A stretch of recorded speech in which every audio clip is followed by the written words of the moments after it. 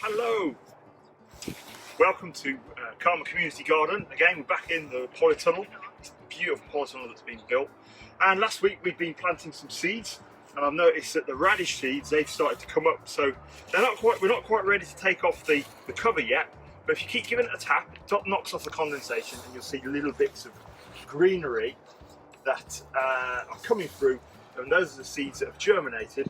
And literally, once you start to see it pushing against the polythene, it's ready to take out, and then you've got to be watering it every single day, especially if you've been inside a greenhouse like this, because you've got to remember, the rain doesn't come in here, does it? So you're in control of the space. So if you're growing a plant inside your house, even though it's rained outside, you still have to water your plant.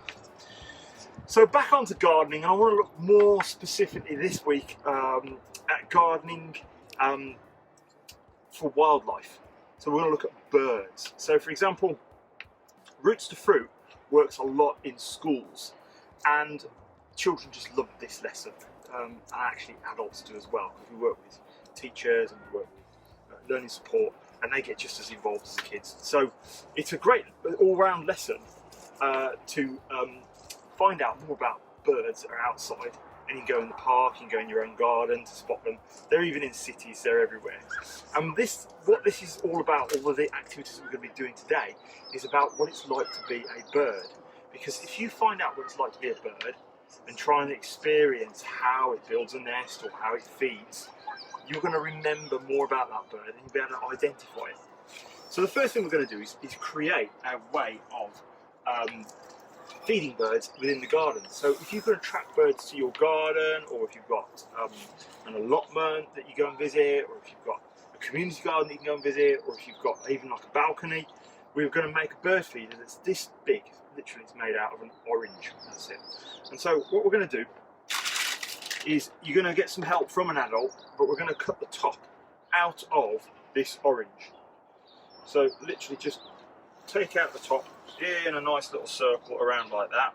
Now obviously I'm not using particularly sanitized clean stuff because I'm out here in the garden, but if you're using clean sanitized stuff, birds aren't really interested in what's in the middle there. The birds don't really want orange juice or whatever like that. But if you want to take the orange out inside from outside, if you want to take all the juice and all the pulp outside from it and sort of save it to one side, by all means you can do that. You can make yourself a nice glass of orange juice, which is full of vitamin C. But I'm just going to take this pulp out, or you can put it in a bowl and just leave it and see leave it on your patio or see what might take it. But we don't. For what we want to do, we want to pack this with something else that the birds would like. So again, we're still in winter. The birds are still wanting to sort of get the fat. They're still going to want to have a diet where they're sort of creating high fat within their diet, so that basically that keeps them nice and warm. And so what we're going to use is, I've got some vegetarian fat here, and what I've done is I've just left it in the sun a little bit for it to go to sort of, not quite liquid, but just sort of nice and sort of loose. Not so it's hard when it comes out of the fridge, but so that what we're going to be able to do is put it into a little bowl like this, and then take a wild bird seed mix. I've got some here. This is our wild bird food mix, and it's got all sorts of seeds in there. It's got sunflowers, wheat, oats, all sorts, bits of sweet corn. And what I'm going to do is I'm going to pour it into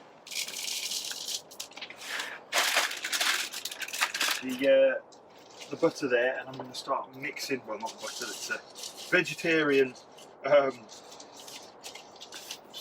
they call it, it's like a spread that you put on your toast or whatever like that. I'm starting to mix in the seed.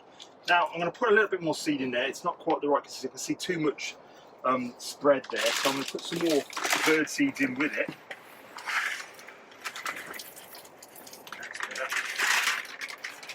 So it basically binds it all together. What you've created there is actually a fat ball. You've probably seen those in the shops, the fat balls. That used to be made out of lard, but now you can get like a special kind of suet. Well, we've just done it. We've bound together the seed, so it's we've got like almost like a seed cake.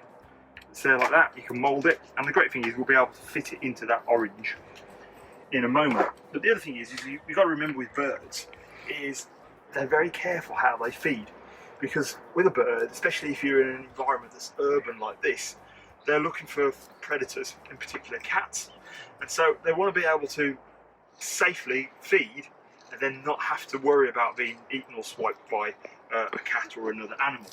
So what we're going to do is, and this is where you'll probably need another little bit of help, is we're going to have it so that we can hang it. So you can hang it in a tree, or you can hang it off a ledge or something like that.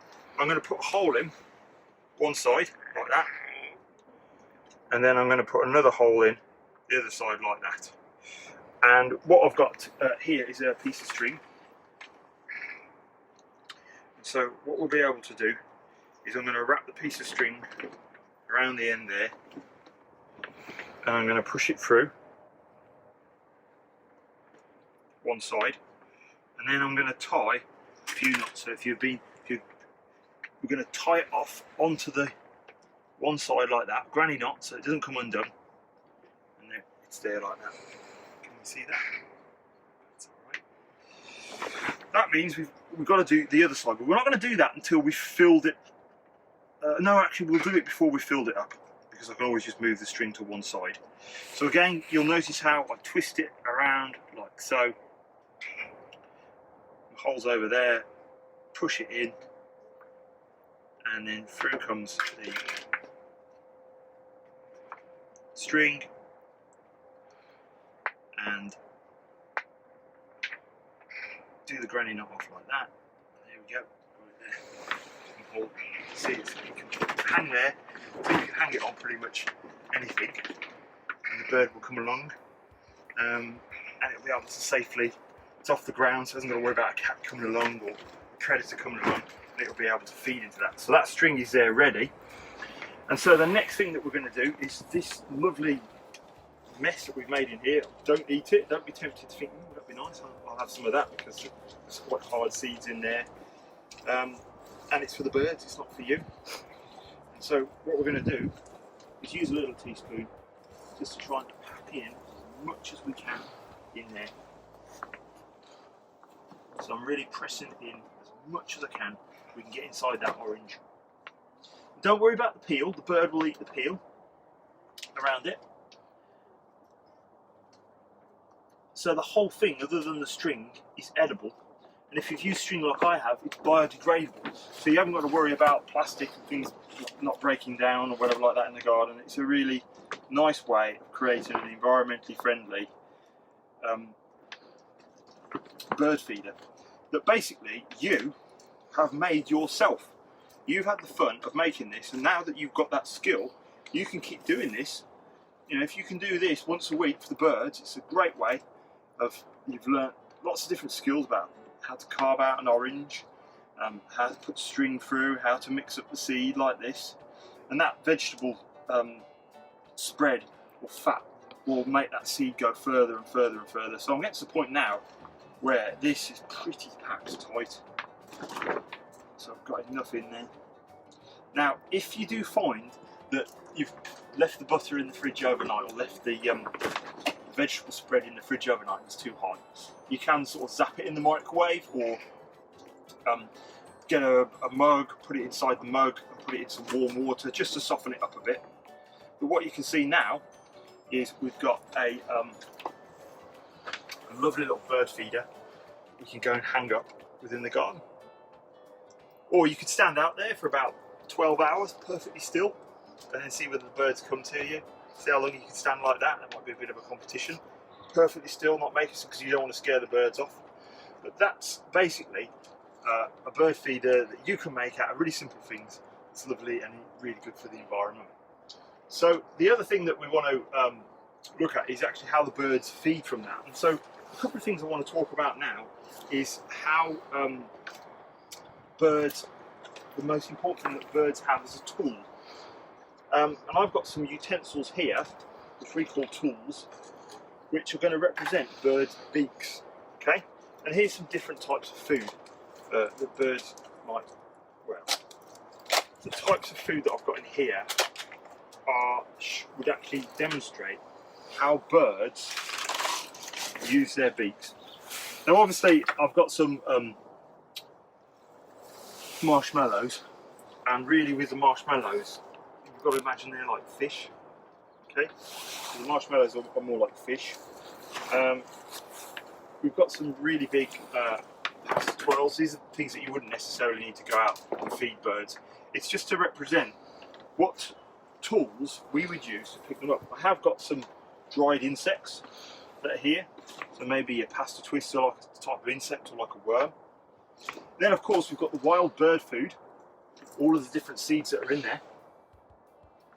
So there are sunflower seeds, wheat seeds, pea seeds, we've got oat seeds. Some of those seeds you can eat yourself, and we had a go at planting them last week. So that they are things that we as humans would consume as well.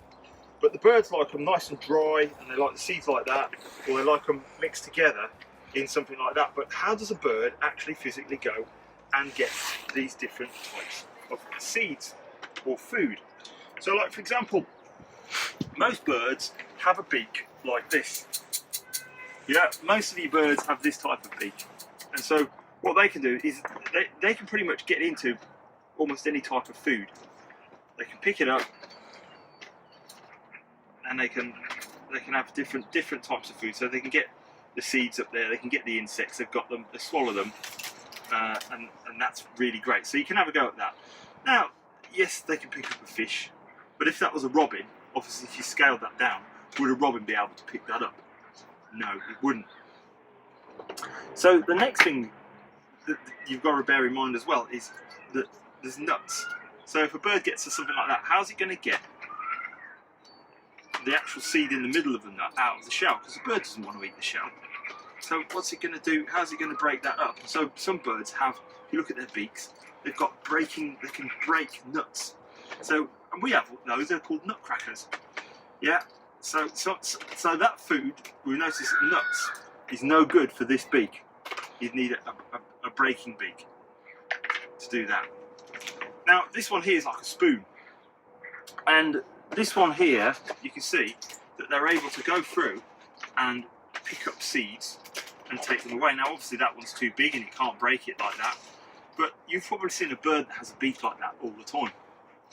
It's a bird that goes quack, and generally speaking it lives on the water, and it is in fact a duck.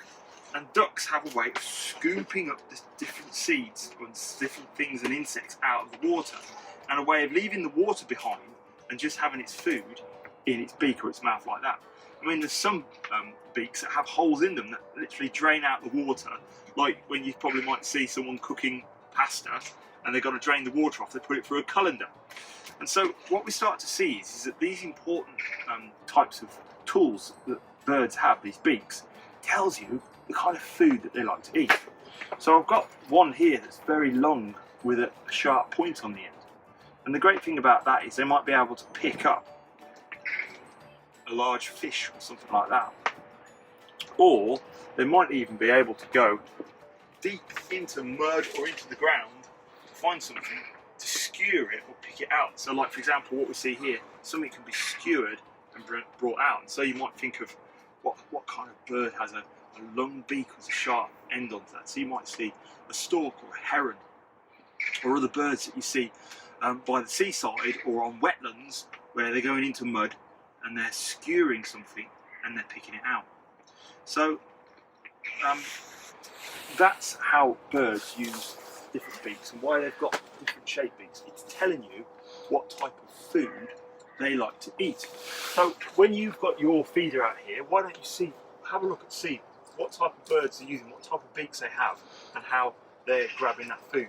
And why don't you get some of these different items, such as marshmallows, nuts, get your wild bird food, get your different kitchen implements, get some water, float the seed, and see which one is the best way, the best method, and try and match up the bird with the tool, matching the bird with the beak. And it will you'll learn a lot more about birds, and you'll learn a lot more about how to identify them. Because like for example, a blackbird has a yellow beak, and so because you've focused in on looking at the beak, you then know what type of bird it is. So you've used an important part of its feature to help you be able to identify what type of bird it is. So let's get those out of the way. And what I want to show you now is another thing about birds, is what birds live in. Now, you can get a nesting box, and you can get all sorts of different shapes and sizes of nesting boxes, but even inside a nesting box, a bird still makes its own type of home. And that home is in fact called a nest. Here I've got a nest that's disused. We didn't go and steal it. This is an actual nest that is here. It's been built by a blackbird. And you can, what you want to do is, if you get the chance to see a nest, is have a look at all the different types of materials that are within that nest. And this bird, considering all it's got is a beak like that, it's managed to make a lovely nest like this. And obviously birds making nests at the moment, because the most important thing that's happening is that birds are going to be laying eggs. So that nest has to be able to safely house the eggs so that they can be kept nice and warm, they can be sat on, kept nice and warm and protected. So very often you'll see nests in really difficult places to get to, or hard to reach places, because the next generation is being protected, and so that when the eggs hatch, in that nest the birds will be fed, and they'll be going away, and again they'll be using their beak to pick up insects and food to give to the chicks when they're small, and eventually they'll fly out of that nest and start their own, and that's how this is sort of like the life cycle of a bird. And the important part is these eggs part, and at the moment birds will be looking at, over the next few months, laying eggs, they'll be hatching them, and so it's a real massive sign of spring. But what's interesting is the nest building. So we've seen in all the different materials that were in that nest, it's chosen mud, it's chosen straw, it's chosen branches, there's bits of plastic in there. I've seen plastic bags that have been wrapped into nests, all sorts of things that a bird can see flying around. So you've had a go, hopefully you can have a go at messing about with different types of utensils for beaks. Why not have a go at building a nest like that? And if you've got friends or brothers or sisters, why not have a bit of a competition? Go around the park or around the garden and see whether you can find materials like what we've seen in that nest. Now, don't rip things off the plants. That's not what. But you don't see birds with a big saw or a pair of shears or just snap things straight off. They tend to try and find stuff that is just lying about on the floor. So what I've got here, I've got some twigs. I've got some sort of bits of grass and things like that here. You can use plastic twine. You could even go and get yourself some mud, get some soil out and mix mud in with it to make it stronger. Why don't you have a go at making a nest? And so with this one, I'm going to start to make a nest. I'm going to try and wrap and get that initial circle. I've got a bit of a willow twig here. I'm going to wrap that around to see whether I can make the base of the nest. And so what you've got to therefore start to do is to sort of twist it together. Bear in mind, we've got these, and these are fingers and thumbs. Yeah, a bird hasn't got those. The only thing the way a bird can do it is with their beak. So really you should just be doing this with your mouth, but that wouldn't be very sanitary. So it's better off to keep using your fingers. So I've started to make a nest. You can see there, I've got some more branches that we can sort of start to bring through. And you'll find that different materials work better than others. So like that one didn't work very well, it started to break. So it's remembering to sort of try out different types of materials. So I'm starting to twist this together. See, that one's worked terrible. That's not working very well. Can you imagine if you're a bird, you carried all that all the way up to your nest and it broke. So I've got some more here, which you can fit together there. I'm going to get some of this nice sort of twiny sort of grass, last year's growth on the crocosmias. See whether I can twist that around. That's twisting nicely.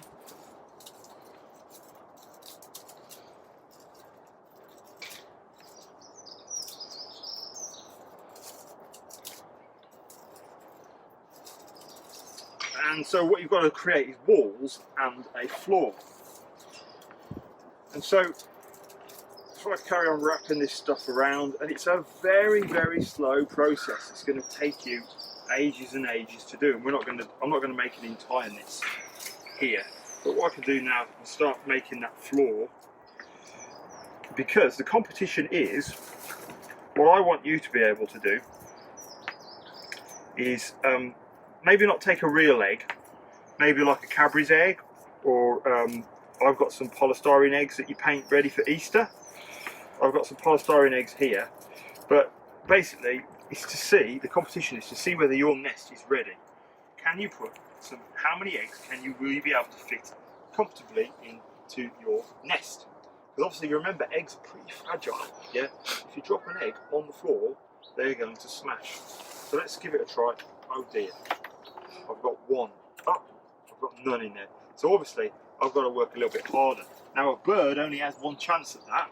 Yeah, you can keep making it, keep putting these eggs in to see whether it works, but a bird only really has one chance at that. So I then know that we've got to sort of work a bit harder on this nest, wrapping more stuff around it, and it's looking for the kind of stuff, therefore you're going to be thinking more like a bird. You're going to be looking for stuff that's going to fit into these nests in a much, much better way.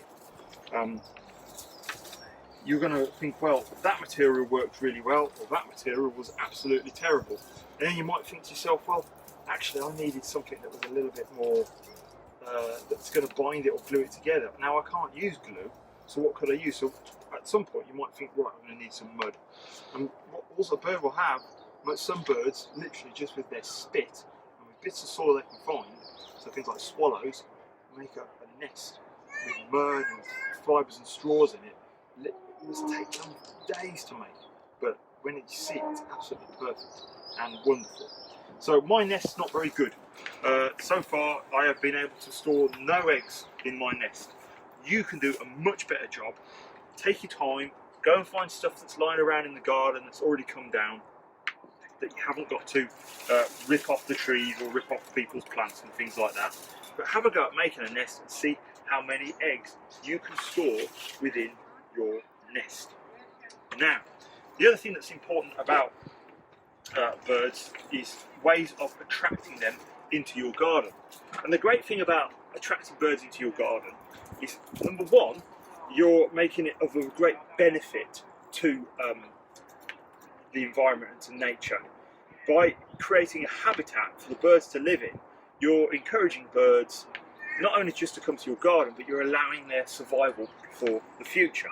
So providing them with a food source is really great. That's a nice way of being able to attract birds. But there are other ways that you can attract birds to your garden. It's by the types of plants that you might choose to put within your garden. Now a lot of people say, oh, I've got to dig the whole garden up and I've got to basically redesign it and redo it, and it isn't about that. It isn't about flashing your cash and having lots of money to be able to spend on the garden. It's just looking at really simple ways. So you might think to yourself, I've got to put a border around my garden. I might think about putting a hedge in my garden. A lot of people put these conifer leylandii hedges in. Don't do that. Put in a hedging plant.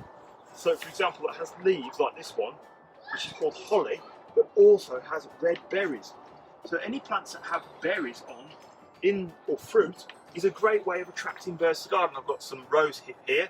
Inside there, lots of little seeds. Birds like to land on there. They'll eat that. It'll attract birds to your garden. I've got another one here called pyracantha. That has wonderful red berries, or orange berries, or yellow berries in the autumn. And these plants, there's another one here which is called the hawthorn. If you're a West Bromwich Albion fan, you'll know that you've seen a hawthorn with a thrush on the hawthorn branch. Hawthorns have wonderful berries on it through the winter that the birds like to have. It also has lovely blossom. Also, birds like to nest in hedges, so you can attract a certain type of bird. So if you're going to plant a hedge in your garden, don't go for the leylandii conifer. Go for a mixed hedge with these, and you've got all those different wonderful characteristics that are there within the hedge, all the different berries, all the different forms of food. And also, where you're going to feed the birds, put these plants close by. If we don't like, If we don't like the holly or the hawthorn, other predators and other animals don't like it. So a bird will feel safe within there. So wherever your food source is, make sure you have those plants. And so what you can do is you can keep putting these feeders out through the winter, but also your wild bird nest, believe it or not, could actually become quite a perpetual food source. A lot of people are planting meadows and things like that, and you can plant a meadow that attracts birds, and you can buy a special mix as a seed. But I've noticed a lot of people have said to me, John, I put these seeds on my bird table, I just sprinkle them out like that, and I put them on the bird table, and you saw how rubbish I was at pouring those out. If you look on the floor, I've got bird seed all over the place. And what people notice is lots of strange plants come up. Lots of different types of plants come up underneath the bird table. So what you might want to think about doing is just having a little patch of ground, put some of these plants around it that have got thorns on, they've got berries on, and on that little patch of ground, what you could do is have the soil just bare like that, and literally just sprinkle some birdseed on there, and then when they grow up, sunflowers, wheat, barley, we've also got some oats in there, they'll grow up as grass, different plants. If you sprinkle that in the beginning of April, they'll shoot up and they'll grow into plants, and when they come into flower, the flowers turn into seeds, and you have something that you can perpetually feed your birds with. Through the autumn, it'll lead up to this point whereby you'll start through the winter making these bird feeders yourself.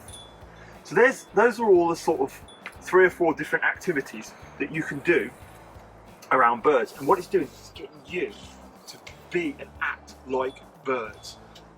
So we've gone through, remember, beaks and the different types of beaks and how they're used. What's it like to be a bird? Go and find out. Have a go at using those different utensils. Have a go at making a nest. You can make a much better nest than me. Have a competition. See how many birds' eggs you can fit into your nest.